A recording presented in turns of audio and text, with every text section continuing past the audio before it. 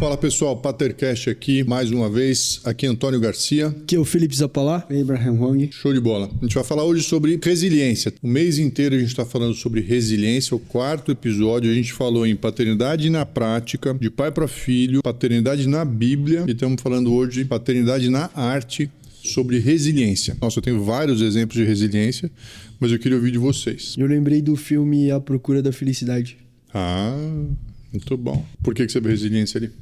Caraca, tava até pegando aqui um resumo, faz tempo que eu assisti, né? Um contexto rápido, né? Que ele é um vendedor. Que é Will Smith. Will Smith. E aí ele investiu todas as economias em scanners médicos, né? E aí ele, acreditando que seria um grande sucesso, ele pega todas as economias, coloca naquilo, mas as vendas não vão bem como ele imagina que ia ser, e aí começa algumas frustrações, né? Na sequência ele perde a esposa vai embora de casa. Ela vai embora? Vai embora. Ele, sem dinheiro, endividado, ele consegue uma oportunidade de estágio. Então, tipo assim, um cara mais velho trabalhando num lugar... Genial, um cargo menor, sim. Ele e o filho são despejados na sequência, porque a mulher deixa os dois, eles são despejados. E eles começam a abrir em abrigos públicos. E depois ele continua estudando e trabalhando. E ele começa a ter várias provas de resiliência ao longo dessas nuances que o filme vai passando, né? Só que ao mesmo tempo é muito louco você ver como ele tá sempre grudado com o filho, tá sempre aproveitando os processos que a vida vai trazendo para ensinar o filho cada momento ali do que ele tá vivendo. Então lembrei muito desse filme que destaca muito a paternidade e destaca demais a resiliência, né? Fora a parte dos negócios, né? Como a resiliência em você ter uma ideia e você desenvolver, mas ao mesmo tempo como você viver isso com a tua família. Eu acho que foi bem... Mas assim, ó, depois de gravar 3 episódios sobre resiliência, a gente tá ficando especialista, né? Por que você vê nesse personagem resiliência e não persistência ou teimosia ou só resistência? Caraca, por que eu vejo resiliência e não persistência? Eu acho que muito pelo caminho que ele vai adaptando, mas ao mesmo tempo a forma como ele ensina o filho demonstra que não é simples uma resistência ou uma persistência. Ele, no meio do caminho, tem até uma cena que a gente estava vendo aqui rapidinho, né? Uhum. Dele ensinando o filho a não desistir, que a vida vai vir, vai bater forte, mas ao mesmo tempo dele não desistir daquilo que é importante. E aí você começa a ver resistência nisso, porque ele começa, no meio, a utilizar o processo, trazer clareza do que está acontecendo, e não simplesmente ele sacrificou, né? Eu não consigo talvez endereçar tanto a parte da esposa, que aqui a gente vê um problema grave, né, cara? O cara Total. Tá numa função de algo, tem um objetivo muito claro, e a esposa deixa você por conta daquilo.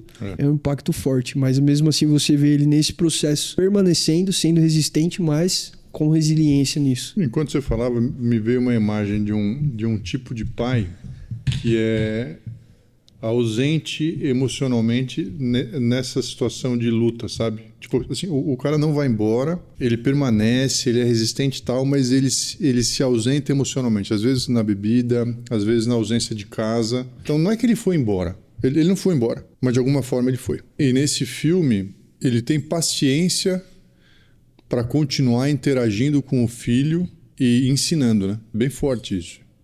Você precisa de muita força interna também e muita clareza para você, assim, sabe, você logo depois de tropeçar, você ensina que tem que tomar cuidado com a pedra, porque você tem que olhar para o chão, se você tropeçar e cair é só levantar, mas você acabou de acontecer com você, entendeu? Uhum. Então ter clareza nesse momento, assim, é admirável. Talvez isso seja de fato resiliência, sabe?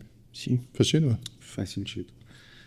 Depois de 3 episódios falando sobre esse tema, me veio assim, o entendimento de resiliência está ligado a movimento. E a resistência a uma certa inércia, muitas vezes. E até dentro desse tema do filme, eu acho que uma das maneiras de sobreviver é o movimento.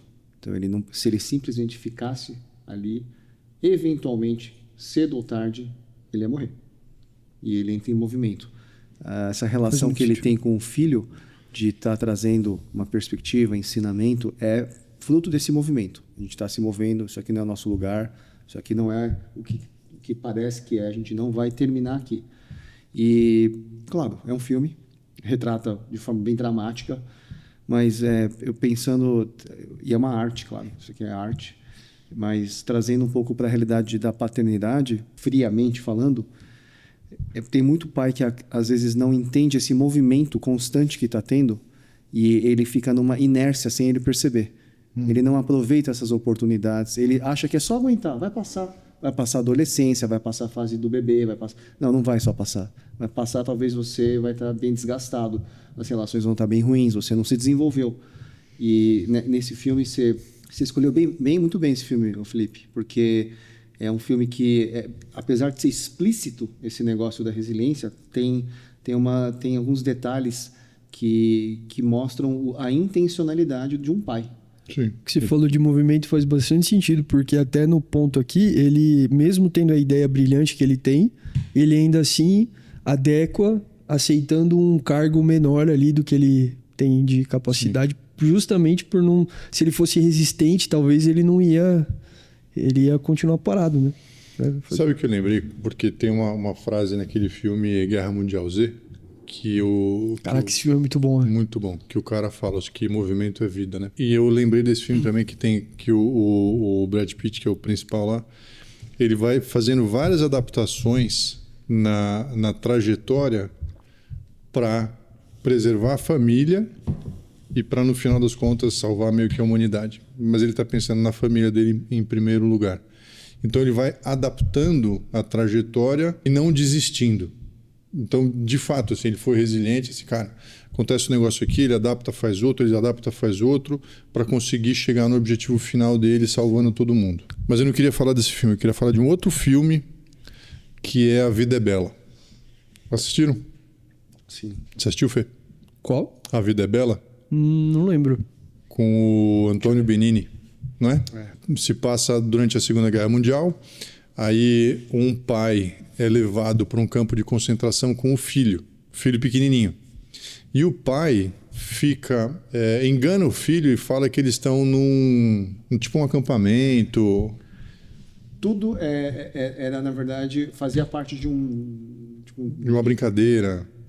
Então, assim, ele preserva o filho num nível mostrando que tudo naquele campo de concentração é uma brincadeira. Caraca. É tudo lúdico. É tudo lúdico. E o menino, ele entra na história. Porque ele não tem discernimento ainda para entender o que está acontecendo. Só que quem está assistindo está vendo o drama. Está vendo o pai apanhando. Então, assim, ele olha para lá, apanha. Quando ele olha para o filho, ele pisca para o filho. Do tipo, isso é tudo brincadeira. Então, ele persiste, ele permanece, mas em todo o tempo ele sofre pensando, cara, eu não preciso que o meu filho veja o que está acontecendo. E aí, no final das contas, o filho é salvo, né? Nossa. Ele morre, mas o filho é salvo. Caraca. Esse filme, você precisa assistir, cara. É inacreditável esse filme. É um dos filmes mais... um dos dramas, né, mais fortes e ao mesmo tempo engraçados, porque o Antônio Benigni é muito engraçado.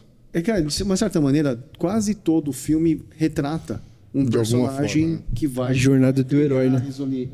A jornada do herói.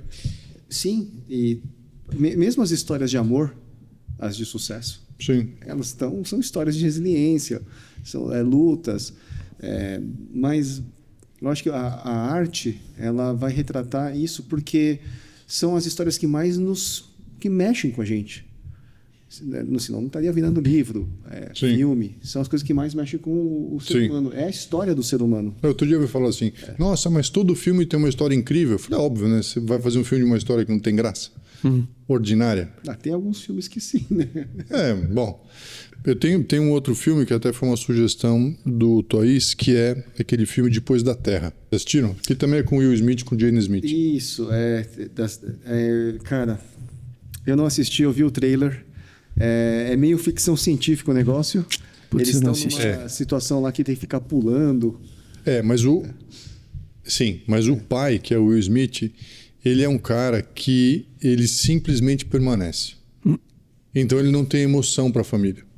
Ele é muito seco, muito duro, inclusive com o filho, porque o filho está tentando se provar e ele não reconhece nada.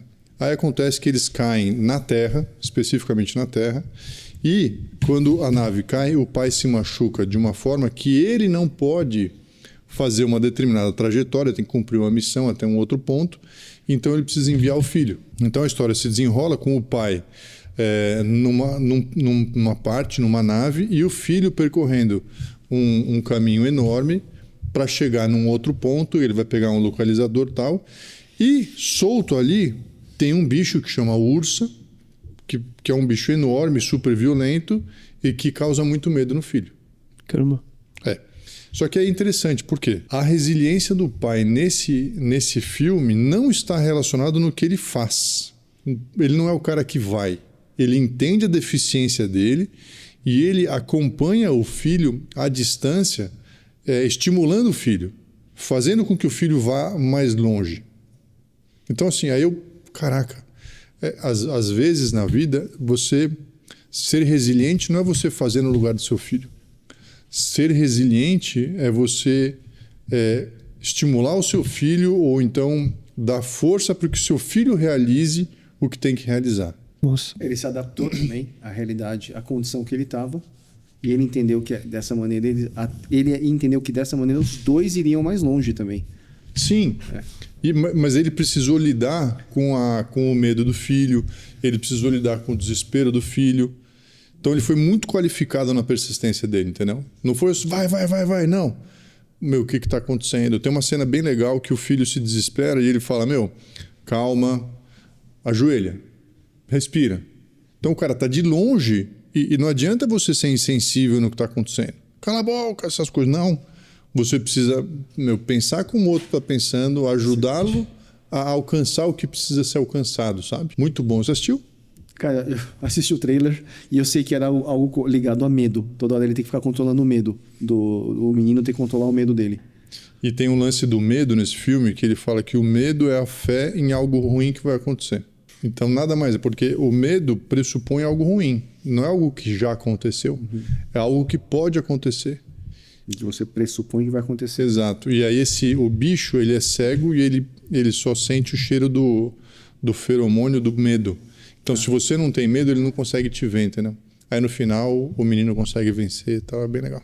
Já assisti várias vezes com o Toys. Antônio, você teria algum exemplo, resiliência, na arte, no sentido mais clássico?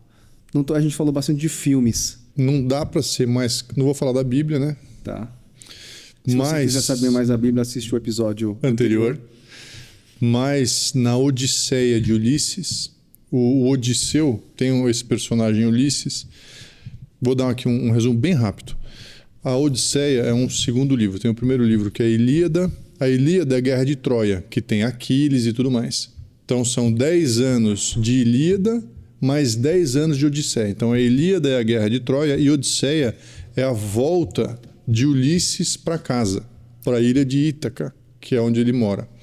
Então, se o primeiro é uma epopeia bem grandona assim, o segundo é simplesmente a volta de Ulisses para casa com todas as aventuras dele. Só que nas aventuras ele tem um propósito, mas dura 10 anos também. E essa volta de Ulisses, ela é muito resiliente porque ele não tem um objetivo, ele vai passando por cima de tudo. Ele vai tendo que se adaptar às situações até o momento que ele chega em Ítaca, e quando ele chega em Ítaca, ele encontra o filho dele chamado Telêmaco e eles desenvolvem uma estratégia para conseguir resgatar a esposa dele chamada Penélope. Durante esses 20 anos que a Ilíada mais Odisseia esperou pela volta dele. A Penélope, que é a esposa de Ulisses, que ficou na ilha, logo depois que ele vai embora, ou demora na verdade, eu não sei quanto tempo, mas outros homens, outros pretendentes começam a querer ficar com ela. Porque ela era muito poderosa, porque Ulisses era o rei de Ítaca. Então o que ela faz? Todo dia à noite, durante o dia, ela costura um tapete e à noite ela desfaz essa costura. E ela fala que ela vai se casar de novo só quando o tapete ficar pronto. Então durante 20 anos, ela permanece fiel ao marido com uma estratégia para que os outros homens não forcem ela a um casamento. E aí quando Ulisses volta, junto com Telêmaco, eles vão lá e de forma muito diplomática matam todo mundo. Então assim, a história, seja em Penélope que ficou, seja em Ulisses que está fazendo toda essa odisseia de volta, ela é eivada não, mas ela é cheia de detalhes de resiliência que não basta permanecer, você precisa ter estratégia, você precisa ter inteligência para conseguir vencer os desafios, sabe? Muito bom. Faz sentido? Gostou? Bastante. Acho que você dá até a volta do nosso primeiro ponto, quando a gente começou a falar de resiliência versus resistência. Que não é só ficar lá, só permanecer. Não é só permanecer. Sim. Muito bom. E aí, Fê, gostou? Sim. Desses 4 episódios? Tava lembrando também de uma coisa até pra gente caminhar para encerrar. Eu tô assistindo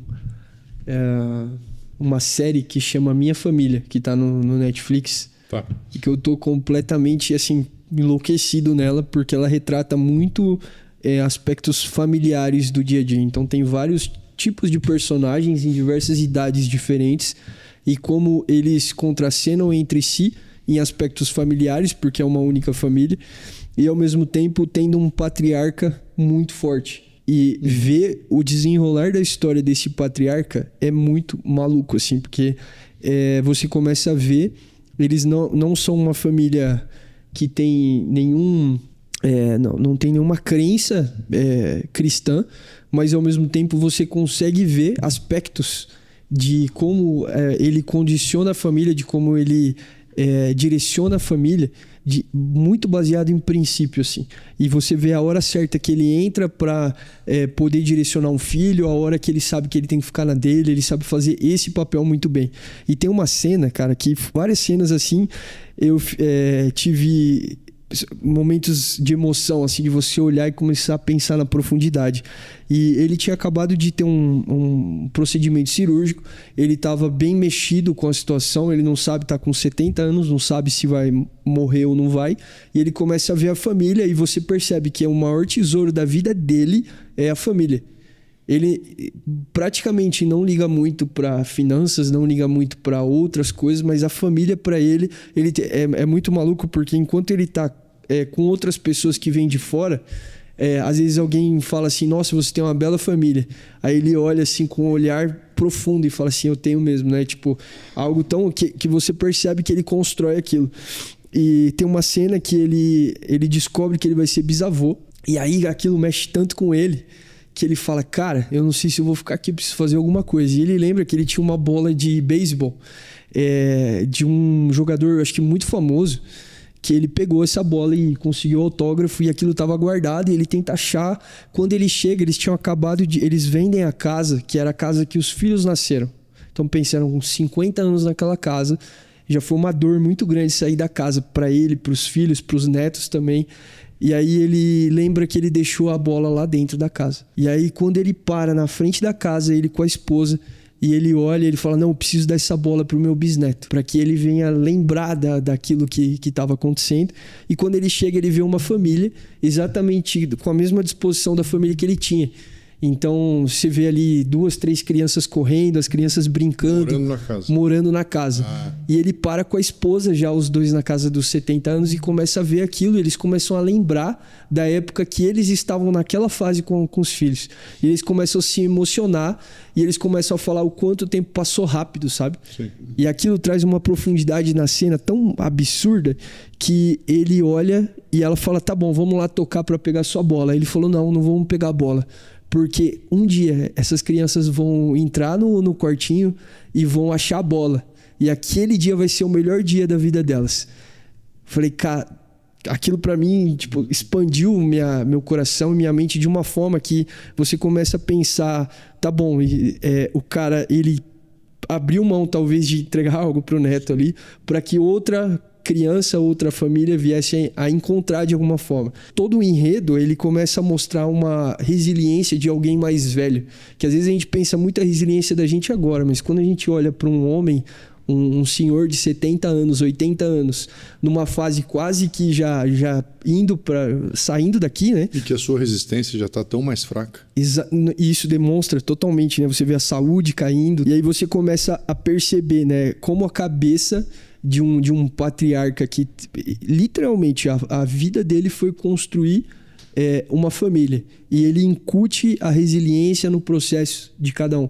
E ao mesmo tempo, essa cena, né, você vê ele abrindo mão daquilo que é algo importante. Talvez era uma bola ali pro bisneto, mas ele conseguia entender o aspecto. Ele até fala, né, nossa, que esses pais aqui aproveitem cada minuto, assim, deu para ver essa emoção assim das crianças correndo, que eles aproveitem cada minuto dessas crianças assim, porque vai passar rápido. Deve ter uma fase na vida que você consegue construir na família dos outros, né? Caraca. Deve ter, não. Tem. Eu já senti isso. É um outro tipo de satisfação. Você constrói na sua e você constrói na do céu. Vê a outra família funcionando. Muito legal. Pessoal, falamos hoje sobre resiliência na arte, falamos sobre A Vida é Bela, falamos sobre A Procura da Felicidade, Depois da Terra, Ulisses, Guerra Mundial Z, Netflix, Conclave, a gente falou no anterior, né? Mas a gente cobriu ao longo desse mês o tema resiliência em 4 linhas editoriais. Espero que vocês tenham gostado. Para mim foi uma experiência incrível fazer desse jeito. Muito legal, porque você trabalha um tema com bastante profundidade. Espero que vocês tenham gostado. Por favor, manda mensagem para a gente, curte, compartilha e até a próxima.